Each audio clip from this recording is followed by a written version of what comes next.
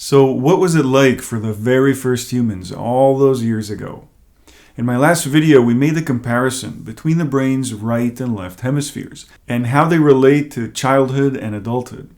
We also looked at how the average age of puberty keeps dropping as we move around these two sides of the brain and deeper into our left hemisphere as a collective.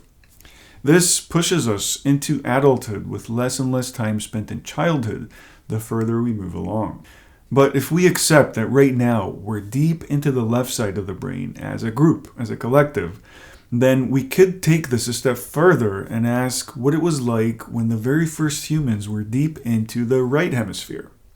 If the physical connection we have with this planet affects our perception of reality, and more importantly, the amount of time we will physically spend as children or adults, then what was it like when the planet was younger? Will moving back the cycle around the brain give us some insight into what humans living here thousands of years ago were like? What did they find rewarding and valuable? How did they interpret the world around them? And at what point of their lives did they reach puberty, knowing that they were on the opposite side of the spectrum of what we see today? Having this cyclical map allows us to look backwards and get an idea of what our ancestors were really like. As humanity was in its infancy, the right hemisphere was the biggest influence in everyone's lives. The right hemisphere is the starting point for all life, regardless of scale. So the same rules that apply to us as individuals will also influence our larger scale as a collective, affecting all of us. People back then would have been completely engulfed with the traits of the right side. In a world where an evidence-based analytical approach wasn't as overwhelming as it is nowadays, the untapped left side would not have that same gripping effect it has on us today.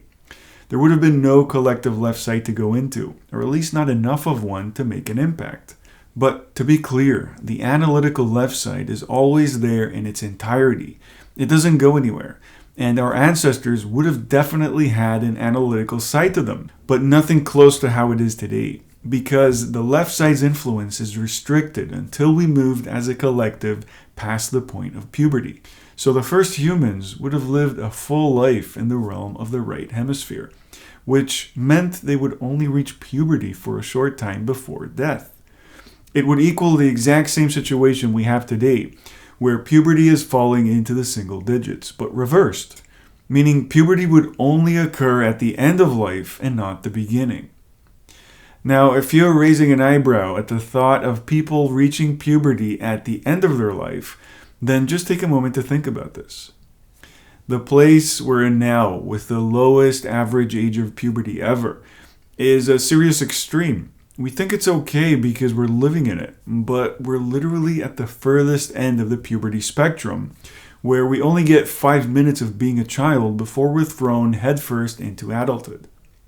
We have this tendency of thinking whatever exists today should have always existed, or at least be similar.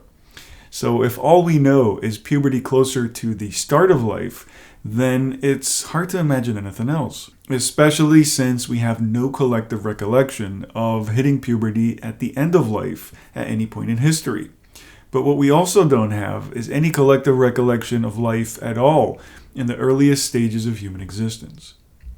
So we know it's possible to have puberty at the very start of life because we're literally living in it.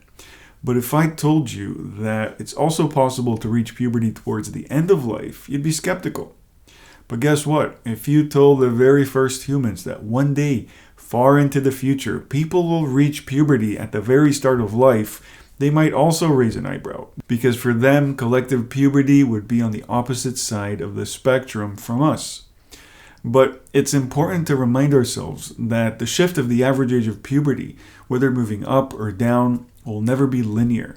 This is the reason we'll see different lifespans with respectively different puberty times at different points in history. But it's at the two extremes of the right and left hemispheres that we'll notice the most radical manifestations of the average age of puberty, just like today. I know it's hard to imagine a person reaching puberty close to their death, but the age of puberty is constantly shifting, and what seems reasonable to us today might have been an unimaginable extreme to our earliest ancestors. But what are the actual consequences of living a full life in the realm of the right hemisphere? How would our bodies respond to a prolonged suspension in an environment where collective puberty hasn't actually happened yet? From a mental standpoint, some might argue that our brains are in decline just a few years after the onset of adolescence.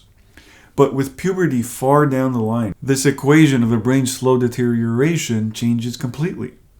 If we only reached puberty towards the end of life, that would potentially mean a full life of growth with no decline. It would mean our natural qualities of regeneration will outpace that slow decay that a post-puberty body would eventually succumb to. If puberty didn't show up for a full length of one's life, the possibility of an incredibly long life becomes a natural reality. A slow life focused on all the things that we now take for granted. We've all heard the ancient stories of people living for hundreds of years, but most of us would probably find them borderline ridiculous because they're so far removed from what we see today. But could these old tales passed down through generations be describing the dawn of humanity living in a place where puberty only arrived for a brief visit before death? So what do you think? What would life completely engulfed in the realm of the right hemisphere be like?